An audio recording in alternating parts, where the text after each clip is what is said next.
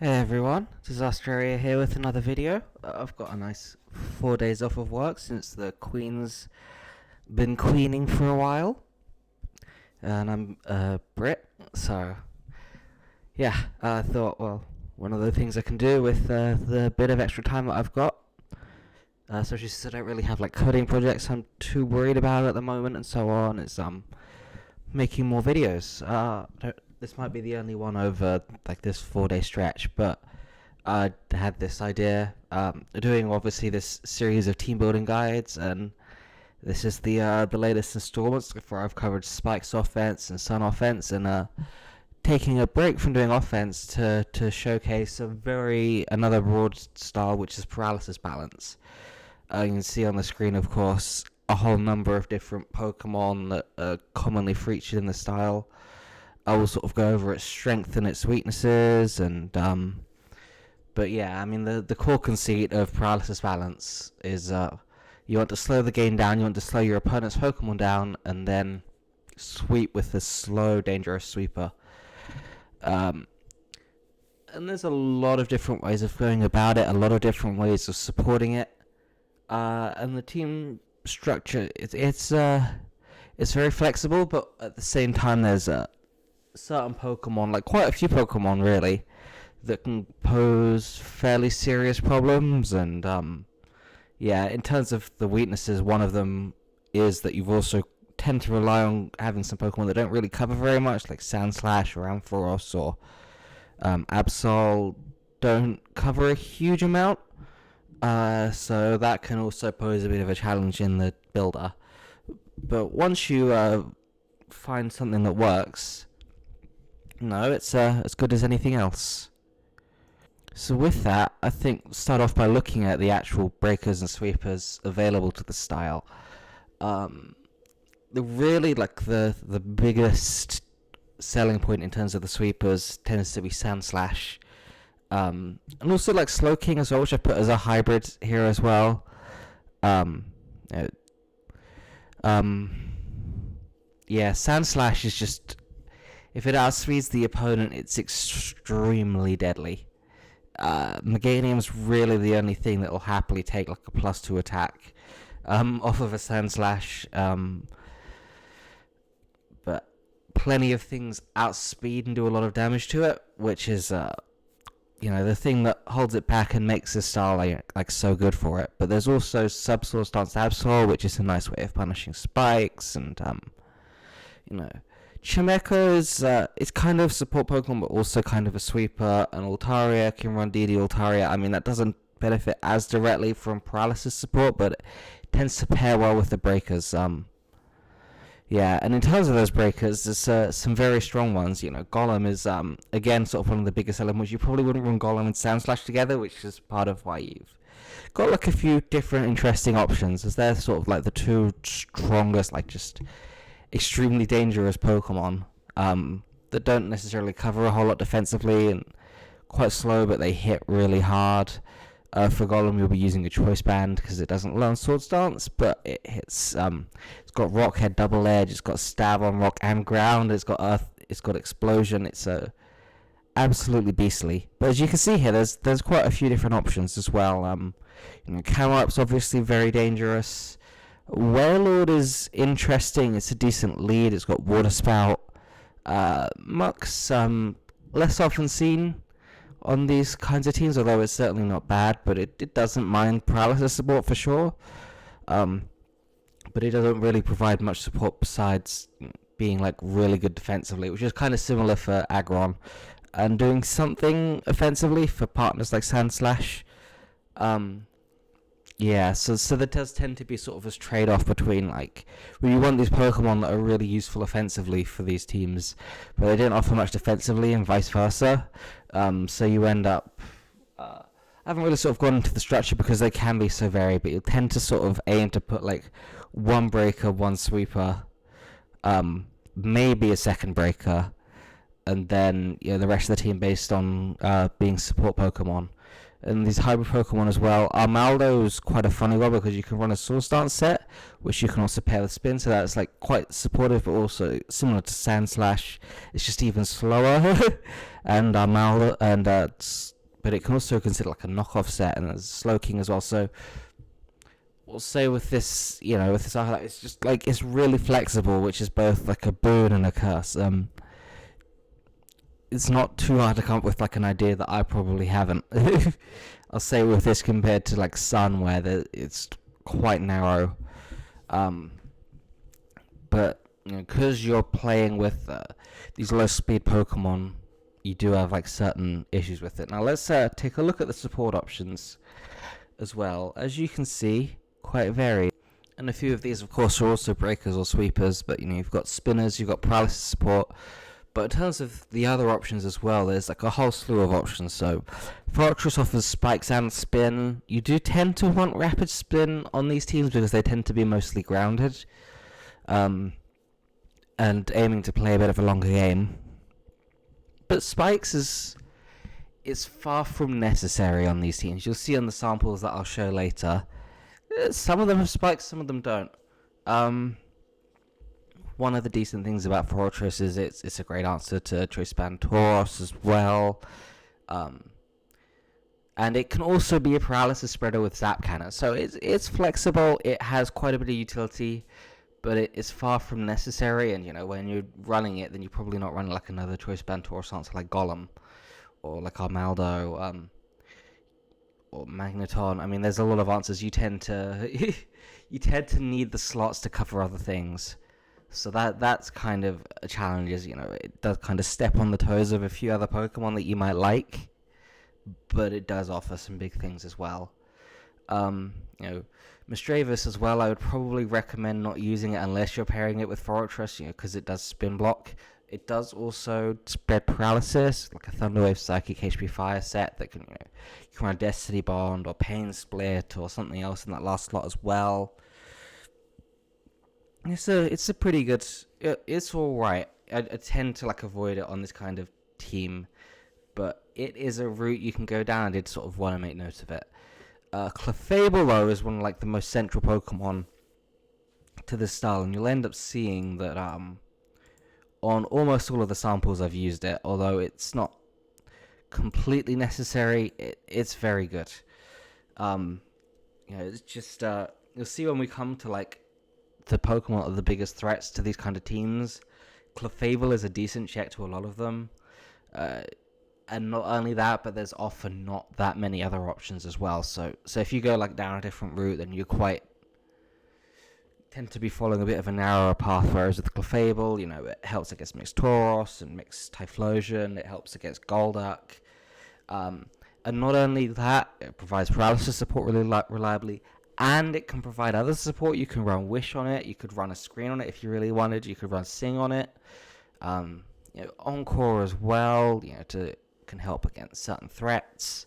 Very flexible, and it's 80%, 90% of paralysis spam teams should be running a Clefable, and the other 10 to 20% should be exploring what happens when you kind of split its defensive duties out into a handful of other Pokemon and seeing where it takes you, because it's just really good. It's really good, and it's one of the things that makes the style so playable. I would say that Paraspam's definitely the playstyle I probably rate the lowest of any, because it does have a lot of specific weaknesses that are quite difficult to completely manage. But Clefable really does do a lot to make it even as good as that. Vileplume as well is an awesome Pokemon. It gets paralysis, of course, with Stun Spore. Also got Sleep Powder, Leech Seed, Aromatherapy. Again, just very flexible. Great against Golduck. Xatu can run Wish and Thunderwave. Armaldo, as you mentioned, can run Knockoff. Venomoth is not the greatest. You probably would rather run Vileplume for the most part, but it is a bit faster and good against Hitmonlee, which is not nothing. But you're also talking about Sleep Powder and Stun Spore on that. And Altaria can run Heal Bell sets. So yeah, those are those are some of your options. There's honestly even options beyond this as well that I've listed. It's very flexible, like more generic support as well, like Meganium, Sableye, also feature on some of the samples, Steelix as well. Oh, I forgot to even like list like Chimeco as well, which is another heal bell user. Like, there's so many options, um, which does make it hard to be like, well, here's how you build this kind of team. But I'd sort of start with like your breakers and sweepers, off of here. Pick 2 or 3 of these that work together well. I've got like different typings. So for example, people probably wouldn't go like Wailord and Slowking, but like Wailord and Sandslash, or Wailord and Armaldo, or like Golem and Slowking, Ampharos and Absol. Like something like that is probably like where you want to start off, and then try and build a functioning team around that. Using all of these support options. Maybe decide early on if you want to take a spikes approach, or if your breaker's strong enough. If you've got like a Golem, you probably don't need spikes. So if you've got like a Slowking, maybe you don't. But if you're relying on like Aggron, which isn't as impressive at all, then you might really want to consider it. So it depends, and there's a whole lot of personal preference as well. What weaknesses are acceptable as well, which just take a look at that. These big threats. So the first thing, the bottom 3 here that I've listed are mixed sweepers that run Lumberry. Blastoise, you might not have seen much doing that, but with a set of like Hydro Pump, Earthquake, HP Electric, Ice Beam, which Melanie came up with a Lumberry, is actually quite deadly. Tauros, of course, can run a mixed set, and Typhlosion as well. So, what's so nasty about most of these Pokemon is that Thunder Wave isn't going to work straight away. You'll have to burn a Lumberry, and in return they'll get a lot of damage. The flip side with the bottom 3 is that Clefable does do a decent job against them. You can sort of at least like switch in, maybe even with a Spike Slayer or 2 up, soft-boiled up, and they might get to fish for some crits. But you have play to a degree, but definitely these can be nasty, especially with Spike Slayers up. So those are all worth looking out for. And then the top 3 are 3 Pokemon where Clefable won't help you much. Hitmonlee first, Limber. That's the long and the short of it is, Paralysis Simian Pokemon that's quite quick is bound to be a problem for Paraswine. Now, there are a few good options against it. There's Xatu, there's Venomoth, there's Misdreavus, there's Vileplume, there's Muck.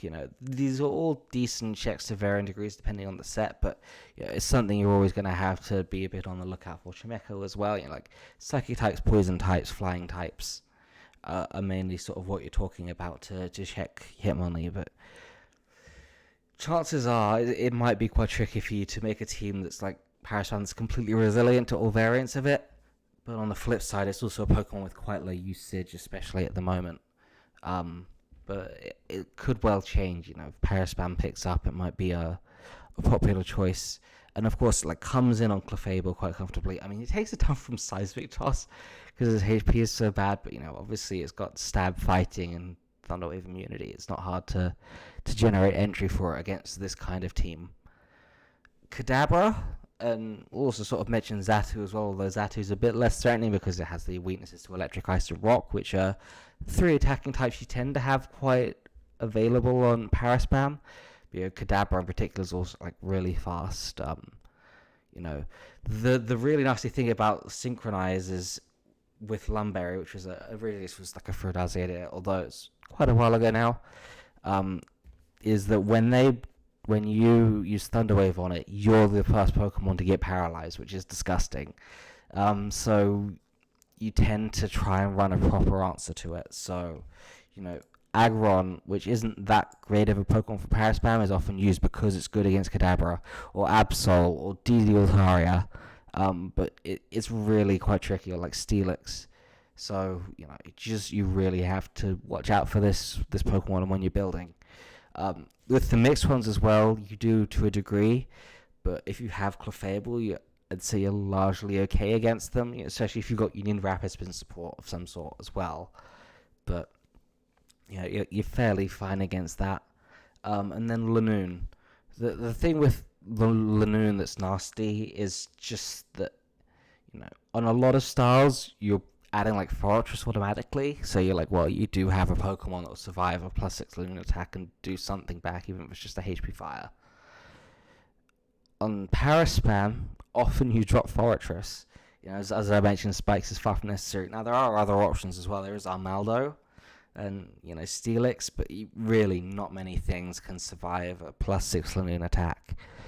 So often you're going to have to build a team that can prevent it from setting up, which might mean phasers. It might mean stuff like Encore on Clefable and Leech Seed on Vileplume.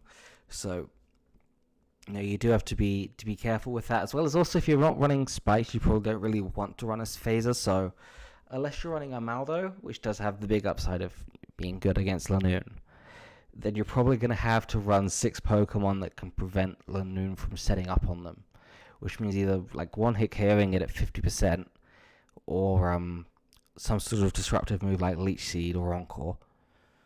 And then even then another layer beyond that as well. Well, you know, Sandslash actually, there's obviously the issue of Memento as well, which you don't see as often as well, but like Memento Muck. Paraspam tends to have a few different Muck switch-ins. The good thing, they do tend to still be strong enough to one-hit KO Lanoon at -2, but it's something else as well to keep an eye out for, is like the possibility of that. So yeah, those are like big threats to keep an eye out for, and you know, it's hard to do a really good job of handling them all. Just part of why I like the structure's like so varied is like there's so many different ways you can tackle those problems as well.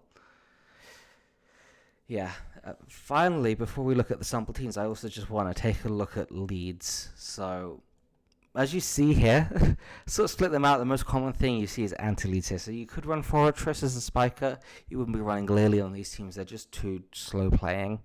You could run a fire type, but Camerup's the only one you really see. Maybe Flareon. I don't know. If you want to try an offensive Flareon, this would definitely be the style to put it on.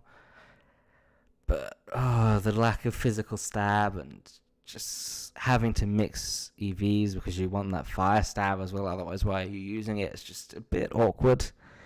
But, you know, if you were to use a mixed offensive Flareon, then probably you would use it on Paraspam. But yeah, those are your spikers, your fire types, which are like the most common kinds of leads. And then you're talking about like anti-leads. So you've got Aggron, which is good against both spikers. Not good against like Golduck and fire types. You've got quite a few water types. It's the Slowking, Wailord, Blastoise, Azumarill. They have like varying matchups against each of spikers and so on. They're all decent, except for Wailord against Golduck. Wailord's stuffed by Golduck's Damp, but Slowking can hope for a Hypnosis Mist to go for a Thunder Wave. Blastoise can Roar. Azumarill can Return. And then against Fortress, Slowking doesn't 2-hit KO. Blastoise, I think 2-hit KOs with Hydro Pump. Wailord, to its credit, 2-hit KOs comfortably with Water Spout, and that's not the easiest thing in the world to switch into. And Azumarill sets up Sub and begins Focus Punching, so that's also okay. And then against Glalie as well, you know, you're talking about 2-hit KOs except for Azumarill, which 1-hit KOs with Focus Punch. So yeah, it's a little bit awkward against the spikers compared to what other teams can use, but the strength is against like fire types. You know, when you're likely to be leading with the water type, that's a nice matchup. You know, Azumarill, Ampharos as well is good against other water types and great against Fortress. Not the greatest against Glalie. You do let a Spike and Boom go off, so that's something to consider as well. But yeah, when it comes to leads, it's kind of something you almost look at last. It's like, well, what on my team can lead? And you got to consider those matchups against the spikers, against the fire types, so and be like, well, what's the biggest threat from turn one? Paraspam teams do tend to run a lot of Pokemon that let spikers spike, like Clefable and Lantern and Vileplume and Slowking and so on. And yeah. So it's not always the biggest deal if you're not the greatest against spikes, but something to consider. Now then, let's take a look at some samples. There's 5 sample paralysis spam teams as well. I've also explored other options. There's so many different approaches. So this one is one of the spikes variants without a spin blocker. There's Wailord, which is your breaker. You've got a Celix as well with explosion. Muck can sort of break or sweep. Chimeko can sort of break or sweep. It's like very much like almost a paralysis stall. But you've got 2 explosions to pick your moments with. You've got Wish to keep quite a few Pokemon that don't have their own recovery healthy. You've got Heal Bell as well to deal with like issues like sleep. It's a flexible team. I'm just gonna run through these quick as well. You see here, this one is a team without spikes. Oh, one other thing as well that can become a problem if you don't have spikes is Shedinja. This team only half the Pokemon can hit it, so that's it's a problem, but manageable. But yeah, your main breaker here is Golem, and it is a strong enough breaker that you don't really need to have spikes. You've got Clefable here, which lets Vileplume run 4 moves. So you've got Leech Seed for Shedinja and Lanoon. You've got Stun Spore, so it's spreading paralysis as well. You've got Stab, and then instead of HP Fire, which is also an option. Well, you could run that instead of Leech Seed, but this team has nothing that switches that can handle a +6 Lanoon, so you need Leech Seed really. And you've got Aromatherapy here as well. You could tweak this team around Sleep Powder on Vileplume and something else over, say, on Clefable as well as an option. And the unusual Lead Blastoise as well, which gives you spinning and is good against certain things. Oh, actually, and you've got Wish on Xatu as well, so it's another reason you can sort of fit Sing on Clef. So you got Wish, Aromatherapy, Sleep, Spin, Roar. This team's got a lot of support. But yeah, couple nasty matchups for it. But the flip side is it is pretty resilient. With Clefable and Vileplume, Xatu Blastoise is quite solid.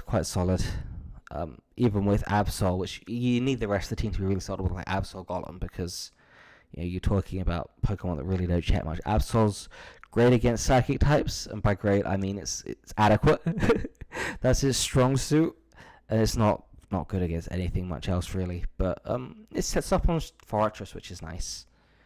So it's one way you sort of take advantage of like the fact that take advantage of opposing spikers as well. This is another team with spikes. This one's got a DD Altaria, as well as Calm Mind Thunder with Slowking. As again, you see Clefable and Vileplume again, like making it very solid. DD Altaria on like Paraspam might sound funny, but you've got Pokemon that do quite effectively focus on Whiscash and Mantine as well. You've got like ways of sleeping or paralyzing it, ways of pressuring Whiscash. So it does actually support it quite well, and it isn't a bad thing that the team has a Pokemon that can rely on that doesn't need paralysis as much, and the team still has 3 paralysis spreaders with Zapcan and Fori in there as well. So yeah, another take. This one is a bit further from the previous model, so this is one without Clefable, sort of showing how you can explore like different routes like that. And it's got a Meganium and a Sableye, which aren't Pokemon I've really talked about, but it's a way of supporting Sandslash here, spiking. You've still got 3 para users.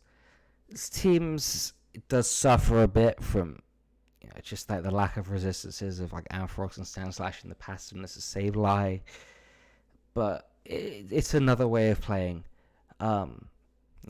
Ampharos as well doesn't do too much defensively besides like being a flying resist, so which is something the team doesn't super need with Sandslash and Fortress, so you can afford to let like Glalie spike up and explode. It's not ideal, but you can. So, it's part of why you might lead with it instead of Slowking is you'd rather they explode Ampharos than Slowking. Just little things to note. And then this last one as well, another Wailord team, another Sandslash team, more Clefable. You've got Giga Drain Muck here, which is a cute way to mess with Whiscash. You've got Taunt Toxic Aggron as well, which gives the team play against, what do you call it?